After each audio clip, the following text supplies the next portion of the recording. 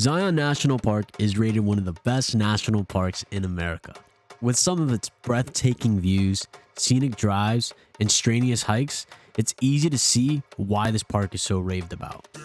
Zion is located in southwest Utah, spanning about 229 total square miles. The two cheapest and main airports closest to Zion is going to be Las Vegas International Airport, being 2.5 hours away, as well as Salt Lake City International, being 4 hours away.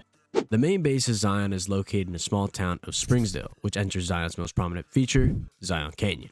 This is also where you find most of the trails.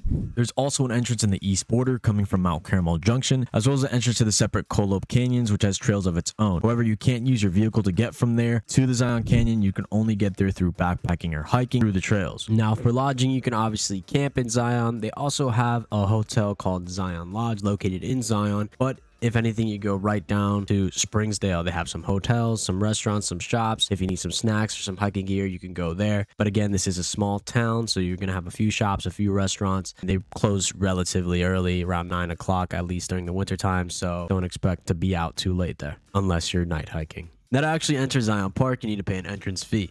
Now, it's going to be $35 for personal vehicles, and that's up to 15 passengers. Now, if you're coming in on foot, it's going to be $20 for each person. And if you're coming in with somebody who's 15 under, they're actually going to be admitted for free.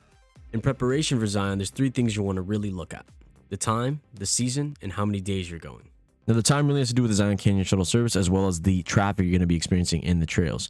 As you can see here, for most of the year, the Zion Canyon shuttle service is in operation, and when it is in operation, you can only use that to access the different stops in Zion Canyon Scenic Drive. You cannot take your personal vehicle. However, when it's not in operation, you're allowed to drive your personal vehicle through there and park at the different stops. And again, this is where you're going to be accessing most of the trails, especially the top ones like Angel's Landing and the Narrows.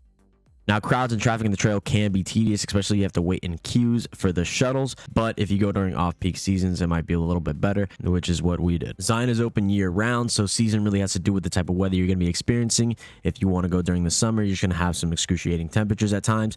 And if you want to go during the winter, it can get pretty cold.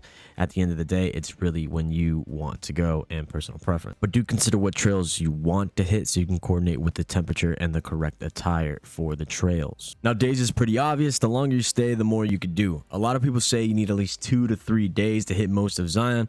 But to give an example, we had 1 full day starting at the Zion Lodge stop at around 9:30 a.m., hitting the Emerald Pool trails, linking it up to Angel's Landing, did Angel's Landing, head back to Zion Lodge, got in the car at around 4:30 p.m., and still had time to go hit the Narrows Riverside Walk until it got dark around 5:45 p.m., which at that time we turned back.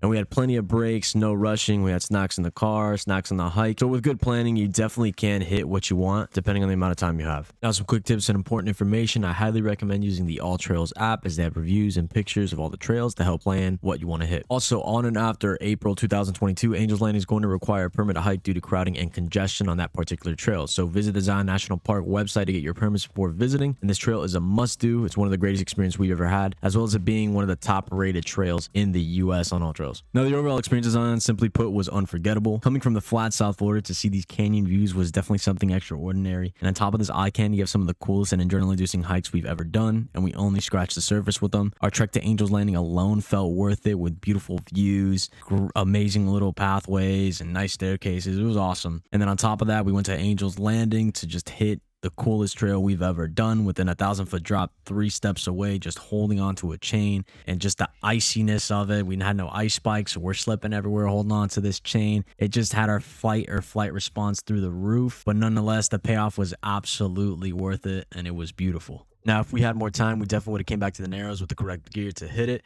and definitely would have hit the Colope Canyons or the Subway Trail, but, you know, you can't have everything. But overall, if you're in the area or if you're looking to visit Zion, I highly, highly recommend plan it well and definitely hit Angel's Landing, at least.